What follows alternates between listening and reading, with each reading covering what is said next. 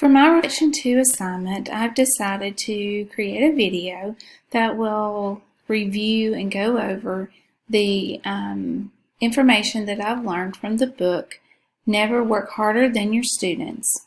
And in this book, I discovered some principles that I feel that I'm good at, and yet I found some that I need to improve on.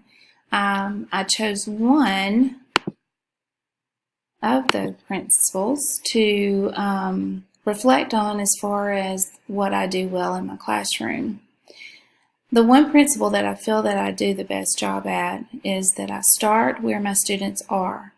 I feel that as a kindergarten teacher that I pre-assess my students and I can tell if they need extra work on their letters, on their letter sounds, on their high frequency words. I benchmark my students in their reading levels to decide if they are starting at pre-A level or if they can already read a level B book, and I place them in small groups that way. They're very differentiated instruction so that they're starting where they are. There's no reason for a student to read a pre-A level book with 3 words on a page if that child is already able to read 40 high-frequency words, and they can track words across the page, left to right, top to bottom, all of those reading skills that we look for. So I assess my students at the beginning of the year so that I can direct their instruction. And the principle that I feel that I need more improving in and that I would benefit from most is giving my students more feedback so that it would help myself as well as my students to help them to become better learners. I've designed a plan so that I can better meet this need. I feel that I do give my students some feedback.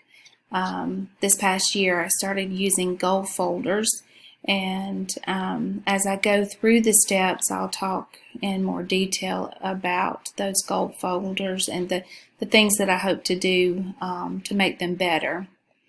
And again, this action plan questionnaire came out of the book Never Work Harder Than Your Students, and I found it very useful in coming up with ideas.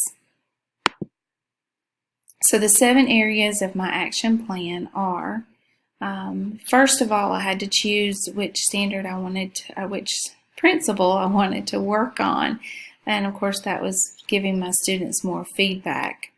And that I said that I would do this by using my assessments and adjusting my instruction and giving meaningful feedback. The getting started steps, I'm going to use assessments and assignments to provide feedback.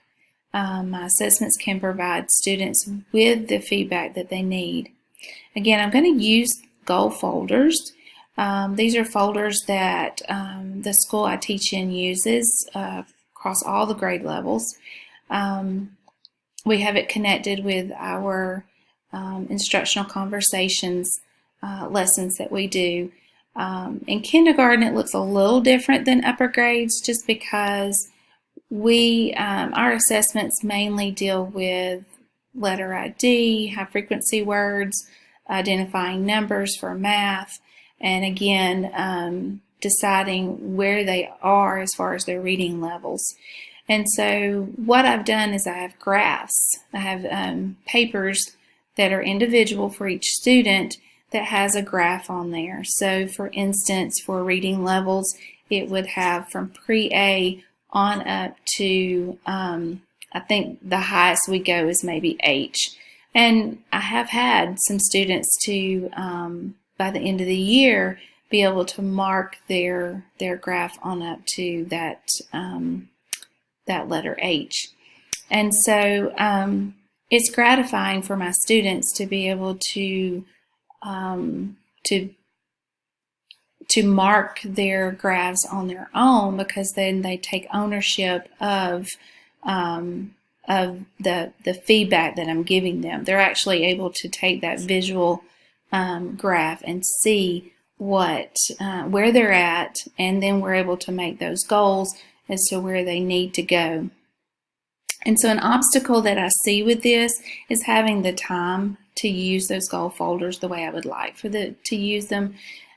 Last year, the way I did it was we started them at the beginning of the year, I introduced it, and at the end of each 9 weeks, we pulled them out and looked at them. But I would like to maybe add more to the goal folders so that the students were getting them and looking at them and again, just owning that gratification of seeing the growth that they're making. I hope to monitor my plan by making notes of my next steps and really keeping up with a schedule of who I've met with and having a certain day that I need to meet with my students. I think that will help me to maybe not forget a student who's been absent if I am very organized with that and keep a schedule as to who I'm going to meet with on certain days. And hopefully my action plan, if I can implement it at the beginning of the school year when I'm doing a lot of pre-assessments anyways, if I can get all that up and going and introduce them to the students, my goal is to maybe by September the 20th have seen some growth and some improvement in the area of feedback that I'm able to give to my students. And again, I've learned a lot from the readings and from the discussions, and looking forward to this next school year so that I can apply these things in my classroom to help my students grow as learners. Thank you.